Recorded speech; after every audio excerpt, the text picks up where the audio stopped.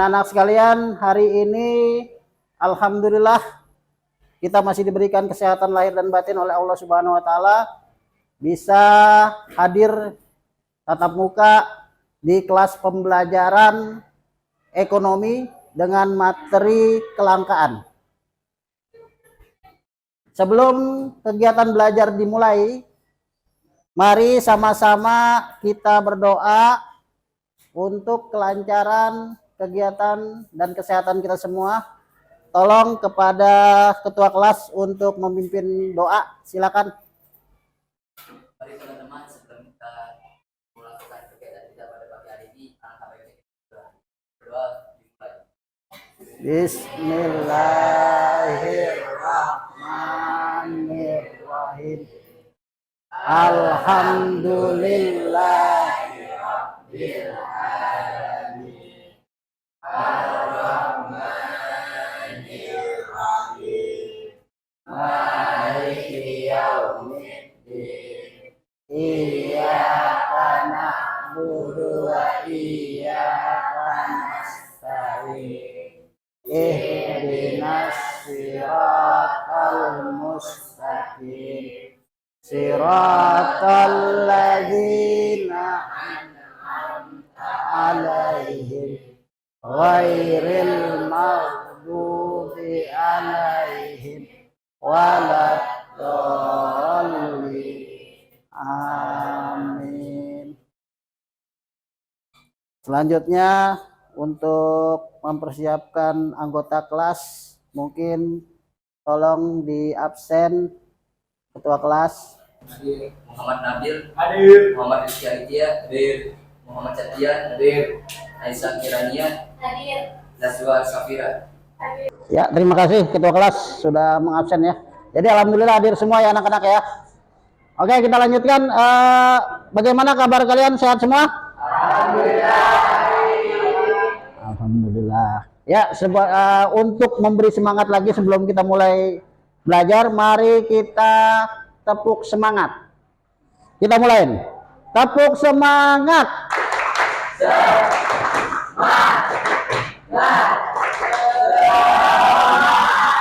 Ya, alhamdulillah.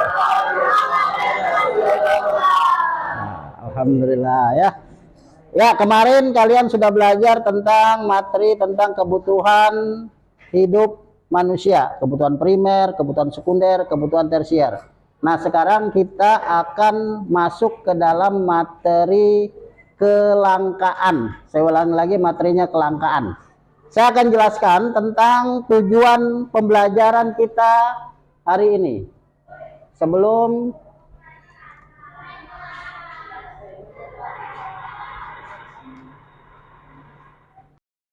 Nah, tujuan pembelajaran kita kali ini adalah yang pertama, peserta didik mampu menjelaskan arti kelangkaan menurut ilmu ekonomi.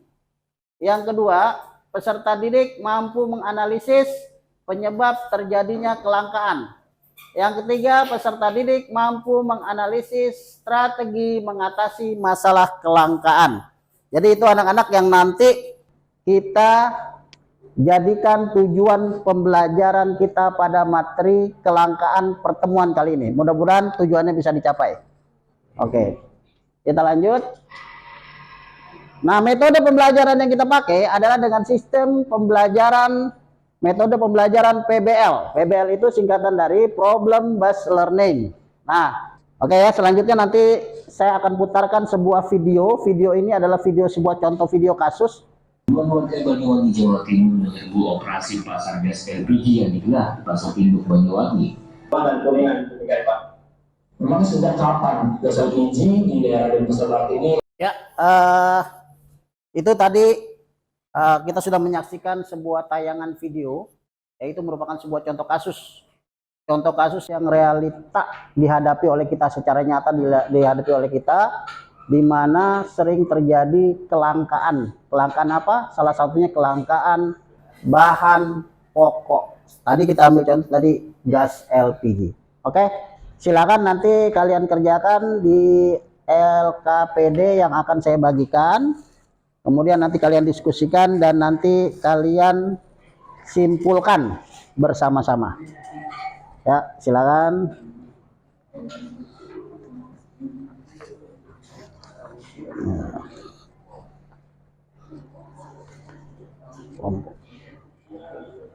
Nanti diisi ya.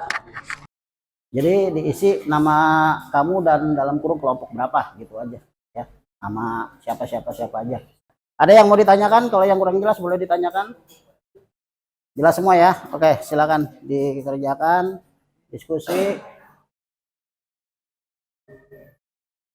Ya, saling berdiskusi, jangan individu, kerjasama, kasih masukan temennya, kasih saran, kasih informasi, biar kalian saling berkolaborasi, sama-sama memahami materinya.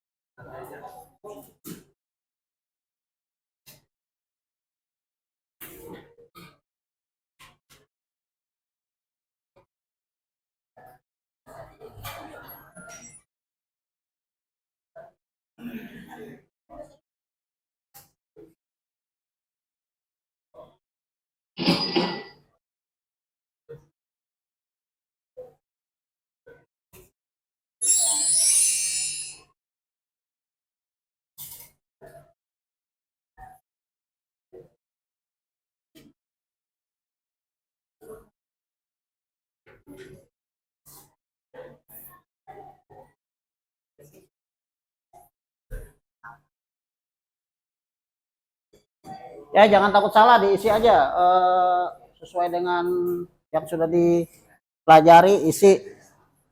Nggak perlu takut salah ya. Jadi siswa harus berani mengisi, harus berani menjawab. Urusan salah atau benar ntar nomor 1000. Yang penting jawab dulu.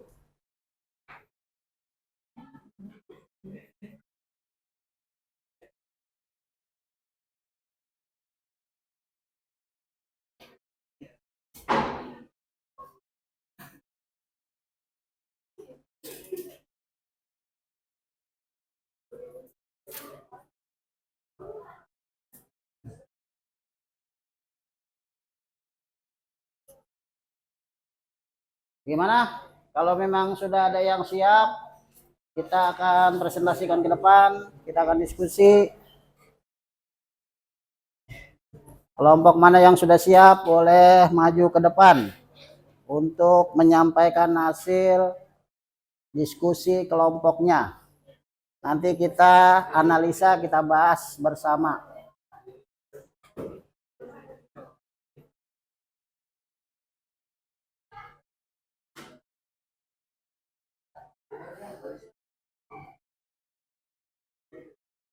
Oke, sudah ada yang siap kelompok diskusi? Belum.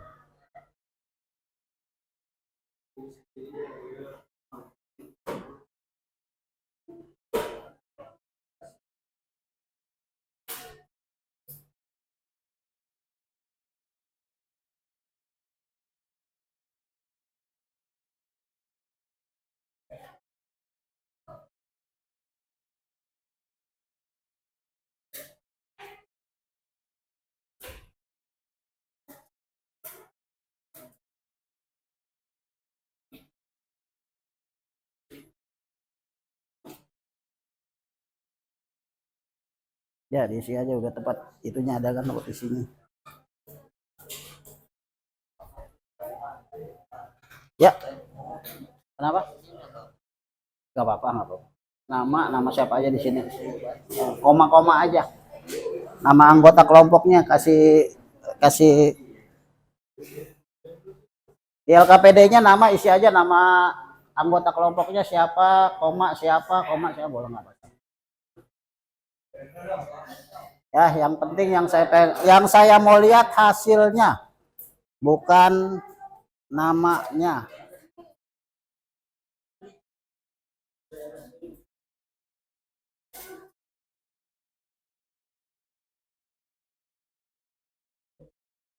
Kelompok 1, Naisa dan teman-teman udah siap? Belum? Ntar lagi ya, ya saya tunggu, tenang aja.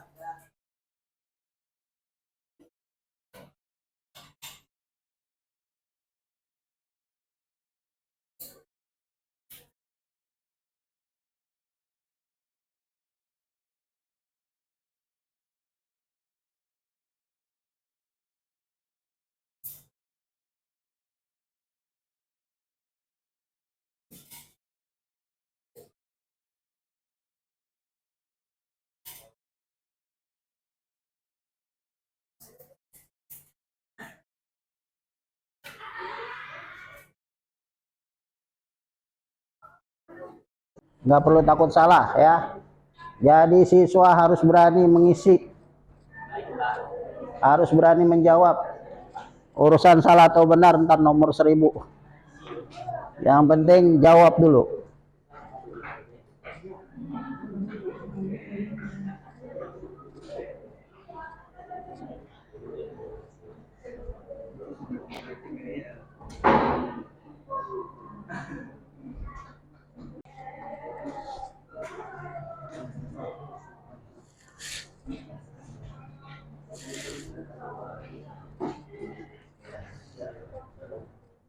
Ya diisi aja udah tepat, itunya ada kan kok isinya. Ya, kenapa? Gak apa-apa, nggak apa-apa. Nama siapa aja di sini. Koma-koma aja. Nama anggota kelompoknya kasih kasih di LKPD-nya, nama isi aja nama anggota kelompoknya siapa, koma siapa, boleh nggak masalah. Ya, yang penting yang saya mau lihat hasilnya. Kelompok 1, Naisa dan teman-teman udah siap? Belum? Oke. Ntar lagi ya. Ya, saya tunggu, tenang aja.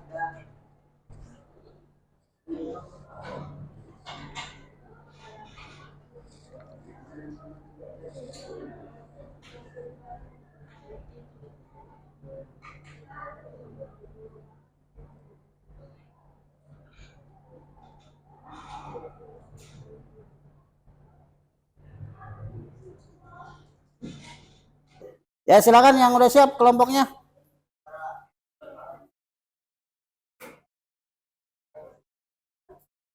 Ya, kita dibatasi waktu, jadi silakan yang sudah siap untuk presentasi ke depan. Ketua kelompok didampingi sama anggotanya atau sekretarisnya atau siapa, silakan.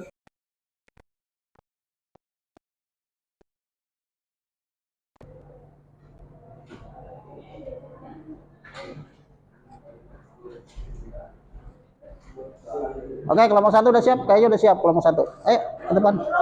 Belum.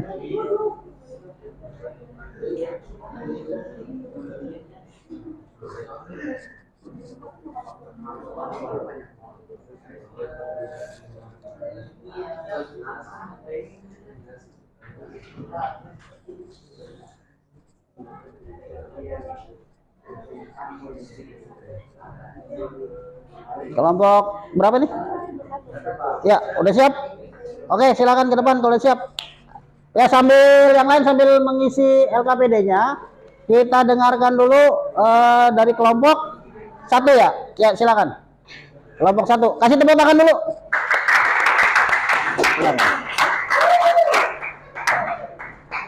Yang semangat ya.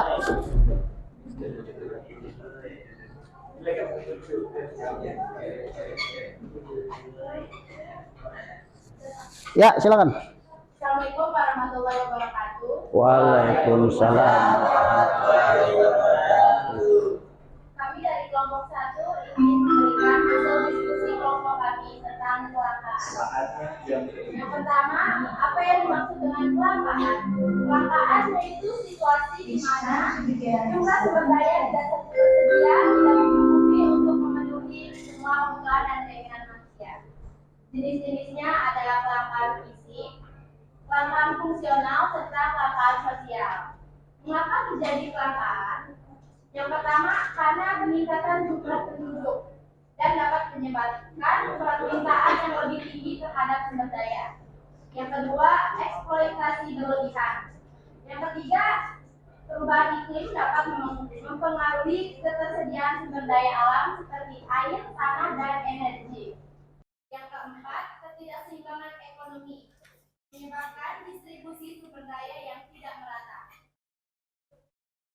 Yang kelima, ada persaingan dan konflik. Dan yang keenam, ketidaksetaraan sosial dan ekonomi. Yang ketujuh, kerugian lingkungan. Penggunaan berlebihan sumber daya alam dapat menjadi kerusakan lingkungan. Lalu bagaimana cara mengatasi kelangkaan? Yaitu dengan melibatkan penggunaan sumber daya dengan bijak dan upaya untuk mempertahankan keberlanjutan. Inovasi teknologi, pengembangan teknologi yang lebih efisien dan berkelanjutan untuk memastikan keterbatasan sumber daya. Yang ketiga, pendekatan berbasis masyarakat. Mendorong partisipasi masyarakat dalam manajemen sumber daya dan memastikan distribusi yang adil. Yang keempat yaitu edukasi, peningkatan kesadaran dan pemahaman masyarakat tentang pentingnya menjaga keberlanjutan sumber daya. Lalu yang terakhir, kesimpulan. Kelangkaan sumber daya merupakan tantangan global yang memerlukan kerjasama antar individu, komunitas, dan negara. Langkah-langkah yang tepat, kita dapat mengelola sumber daya dengan bijak dan memastikan keberlanjutan bagi generasi mendatang. Terima kasih, itu saja hasil diskusi kelompok kami. Wassalamualaikum warahmatullahi wabarakatuh. Waalaikumsalam warahmatullahi wabarakatuh. Ya, bisa diberikan tepuk tangan dulu ya. Jangan duduk dulu, jangan duduk dulu. Ya, ya oke. Ini kita coba bahas ya, kita coba analisa. Mungkin dari teman-teman yang ada, teman kelompok dari yang berdiri di depan nih, anak-anak dari kelompok lain. Silakan kalau misalnya ada pertanyaan yang berkaitan dengan materi yang sedang kita bahas.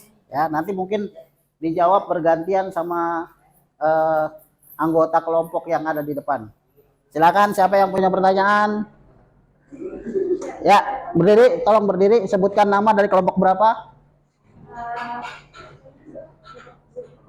Perkenalkan, nama saya Bima Madari dari kelompok 2. Saya ingin bertanya, jelaskan konsep kelangkaan dalam ekonomi beserta dampaknya.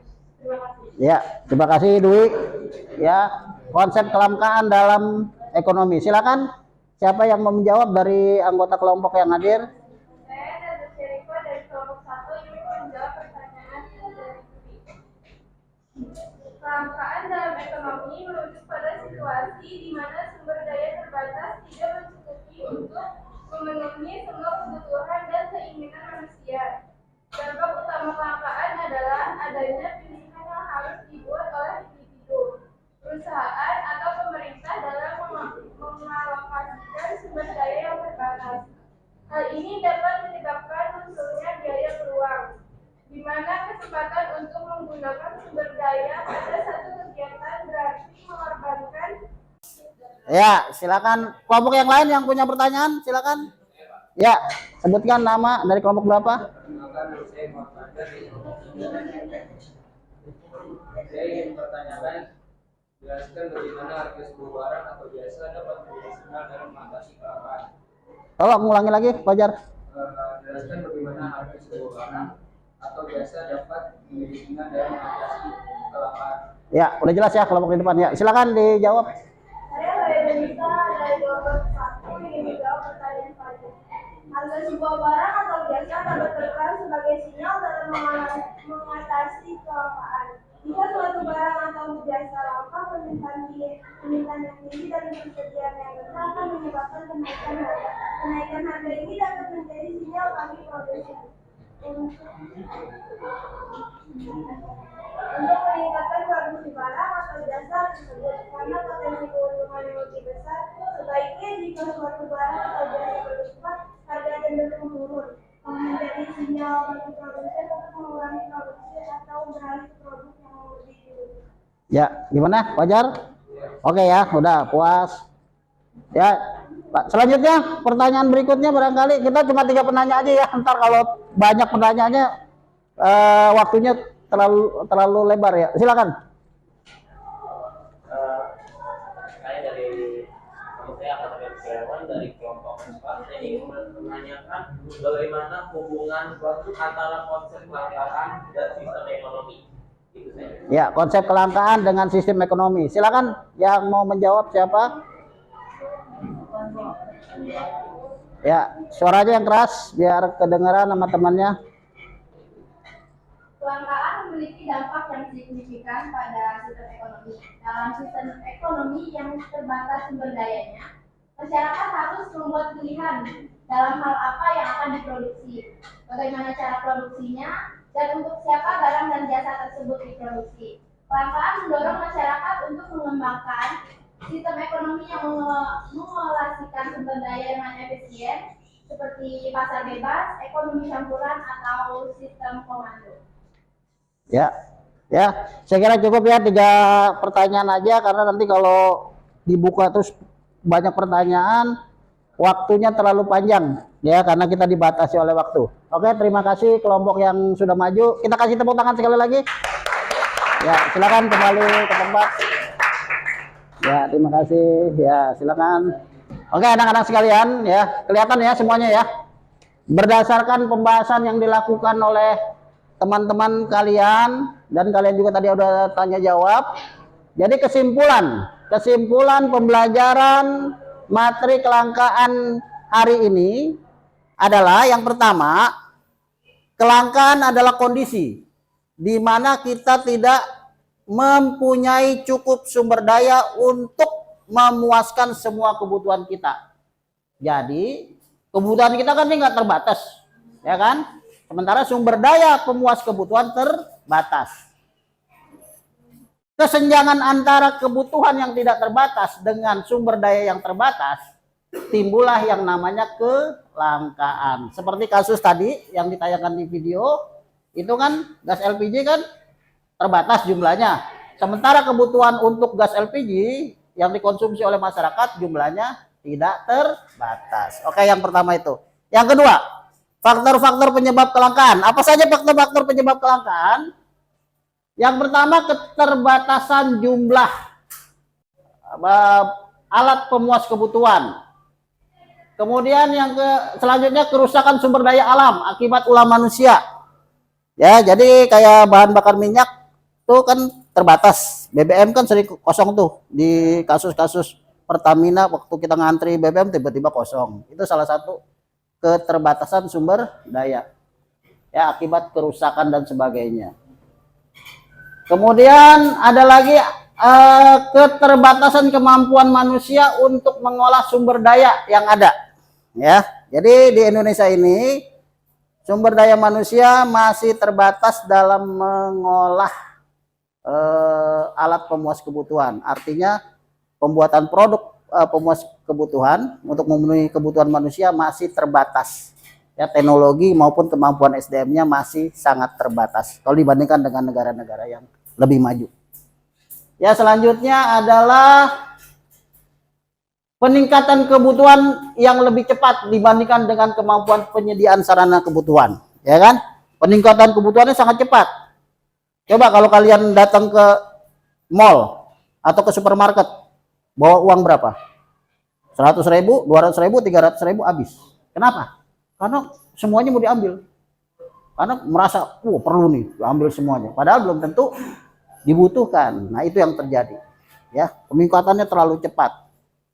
Jadi nafsu manusia sangat tinggi, sangat besar. Ya, itu penyebabnya. Dan yang ketiga, strategi mengatasi kelangkaan antara lain pertama menyusun skala prioritas kebutuhan. Nah, ini yang penting. Jadi kita harus bisa menyusun. Misalnya kita punya uang cuma 10.000. Kita harus susun. Mau beli nasi, apa beli buku, apa beli pulsa. Kebutuhan semua tuh sekarang, ya kan? Handphone sama makan, mendingan handphone atau makan? Nah, makan. Tapi sekarang ada yang nggak apa-apa dah nggak makan, yang penting saya bisa main handphone, kuotanya keisi, ya kan? Itu kebutuhan. Artinya kita harus pilih mau isi pulsa atau beli nasi. Kita susun skalanya. Oh, saya makan dulu dah. Nanti setelah itu baru beli pulsa, ya kan? Nah, ada juga yang beli pulsa dulu deh baru makan. Berarti penyusunan skala prioritas kebutuhan. Kemudian yang kedua, berlaku arif dan bijaksana dalam memanfaatkan sumber daya alam. Artinya jangan sampai sumber daya alam disemena-menakan atau disalahgunakan. Harus dijaga kelestariannya sehingga tidak boros atau tidak disalahgunakan. Oke, anak-anak sekalian, saya kira hari ini pembelajaran kita sudah jelas semua. Apakah sudah jelas atau belum? Kurang keras nih. Sudah jelas atau belum? Kalau sudah jelas, terima kasih. Jadi materi pembelajarannya mudah-mudahan lebih menarik dan lebih memotivasi kamu sekalian bisa belajar dengan baik, bisa lebih bersemangat. Kita akhiri pembelajaran hari ini. Kita tutup dengan mengucapkan Alhamdulillahirabbil alamin. Sekian dari saya, terima kasih. Wabillahi taufik wal hidayah. Wassalamualaikum warahmatullahi wabarakatuh.